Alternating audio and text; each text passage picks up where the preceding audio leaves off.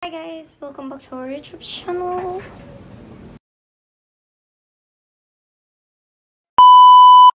So ngayon guys, gagawa tayo ng ribbon flower. And now, ipapakita ko sa inyo ang gagamitin natin. Kailangan natin ng card, any card na pwede nating pagsukatan ng ribbon para po sa gagawin nating petals. Ayan, iikot lang po natin yan, gaya ng aking ginagawa. Iikot natin na iikot yan hanggang sa makagawa tayo ng ilang piraso na kahit ilan na gusto natin. Ayan. So, fast forward na natin. Ayan, naikot na lahat. Ang gagawin natin is kukunin natin yung card na nasa gitna. Then, after nun is, ayan, kukunin po yung nasa gitna niyon. And then, after nun, ipapantay natin. Then, ayan, dinidemo ko po, nakakat natin siya magkabilaan. Ayan, igugunting po natin.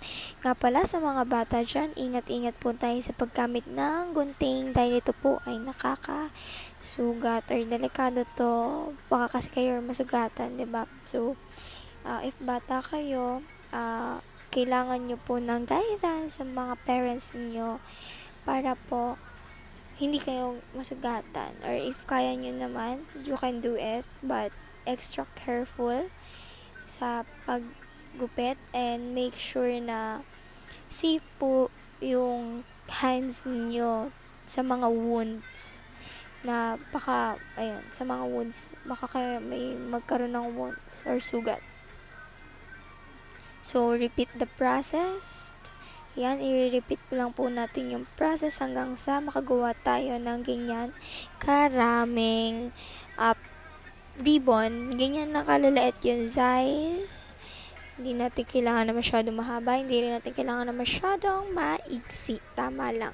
Ayan, ganyan yung gagawin natin. Demo ko lang, ipapakita ko lang yung finished product na nagawa ko kanina. Ayan. So, ganyan yung gagawin natin. Mula dun sa piraso na yun, gagawin natin ganyan. So, ipapakita natin yung process kung paano siya gawin. Number 1, kailangan natin ng lighter. Pero, bawal to sa mga maliliit. Ayan. Sinisenyas ko na bawal to sa mga bata kasi baka kayo ay mapaso or masugatan kayo yung sa baka malapos yung bat nyo, gano'n, right? So, kailangan talaga ng guidance sa mga bata dito. So, ayan, pinakikita natin kung paano siya ginagawa, kung paano natin siya i-fold. You need to fold it like a triangle. Ayan, see? So, sorry sa ingay. Ayan, pa-fold mo siya ng 2 times. To fold mo siya 1 and 2. Hoping may naintindihan kayo. Dahil, ayan, gulong-gulo na rin ako sa sarili ko dyan. Ayan, i-fold mo siya ng ganyan. Papakita ko.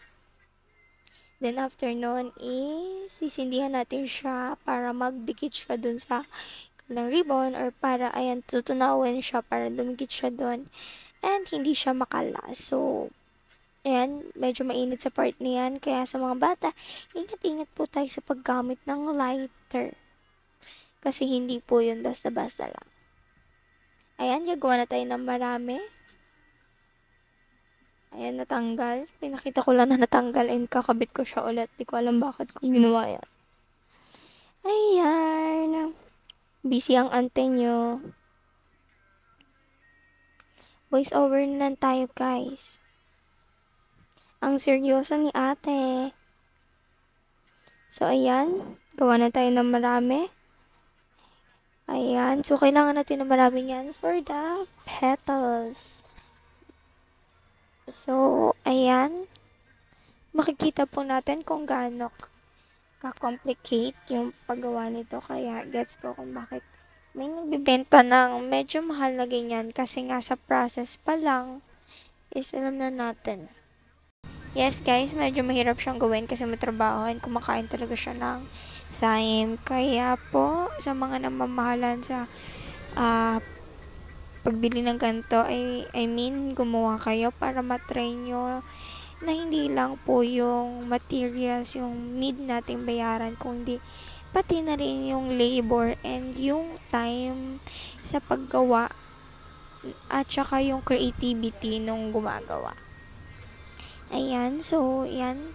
Kaya paliwanag ko dyan, from that to that, ang gagawin natin. So, ayan, pinaliliwanag ko dyan na mula dyan sa ribbon na yan, tutupiin natin siya para maging ganyan. Ayan, ganyan kadami na nagagawa ko. And ngayon is pagpapatuloy natin ang paggawa ng petals para sa flowers. Guys, kung gusto nyo ng ibang color na ribbon, pwede naman. Dapat kapag pipili tayo ng ipambabalot natin dun sa flowers is magka-contrast. Don't make it too, ayan. So, pinakikita ko na may glue stick akong hawak and kandila. So, sa mga may glue gun dyan, pwede yun ang gamitin nyo instead of that kasi mas madali talaga pag glue gun instead of kandila. Kaso, nawawala yung glue gun namin. So, minanamano ko yun ng ganyan. Kita nyo ba kung gaano ka-hassle? And gagawin natin dyan is pagdidikit-dikitin natin yung mga petals. Ayan. So, ayan. Ganyan po.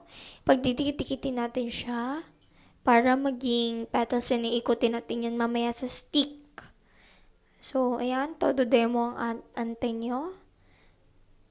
O, diba? Todo demo siya. O, parang spider web. Guys, sa mga bata, uulitin ko, you need a guidance from your parents.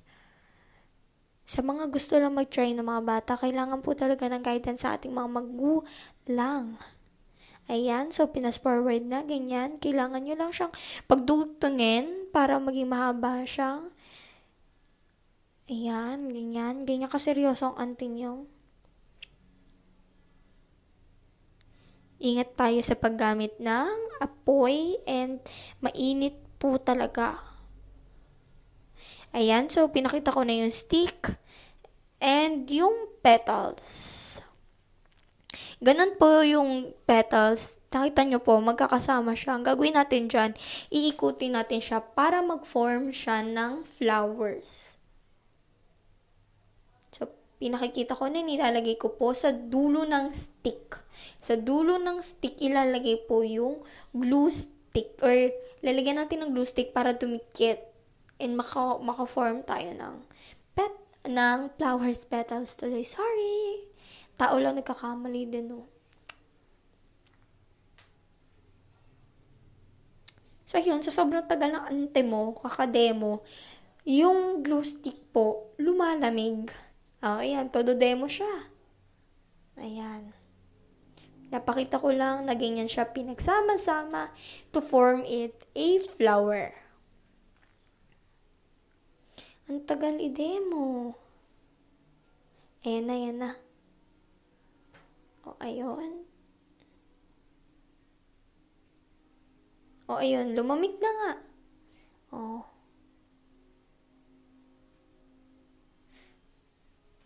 Sa mga gagamit noon at saka yung nakita yung ginawa ko na ininitan ko uli yung, kasi kailangan uminit uli yung glue stick. Ingat po tayo dahil ang wood po ay flammable or madali siyang masunog. So, ayan. Iikot mo lang siya or iro-roll mo dun sa stick para mag-form siya na flowers. So, ayan guys. Pinas forward ko na para hindi matagalan. Ayan, pinakikita ko lang na iro-roll ko siya. And kailangan dito ng tiyaga at sipag para matapos siya. Medyo 1 hour ko yata ginawa yan. So, ganyan po talaga katagal ang process. Ayan, so ganyan. So, ngayon, after nyan is ibabalot na natin siya sa wrapper. Tsaka yung flowers. Yung wrapper po, yun po yung nagpapaganda, yung nagpapa-elegate po doon sa flowers.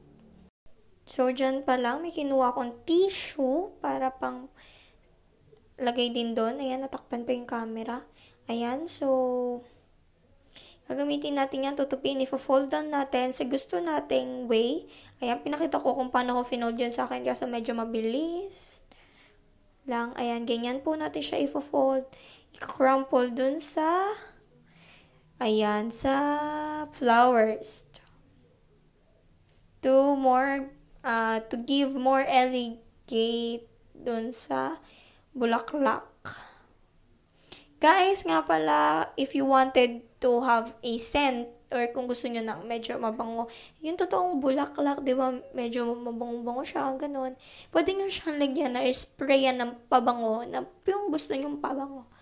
Pwede nyo naman siyang sprayan, dahil tela naman ang ribbon, so, why not to do that? So, ayan.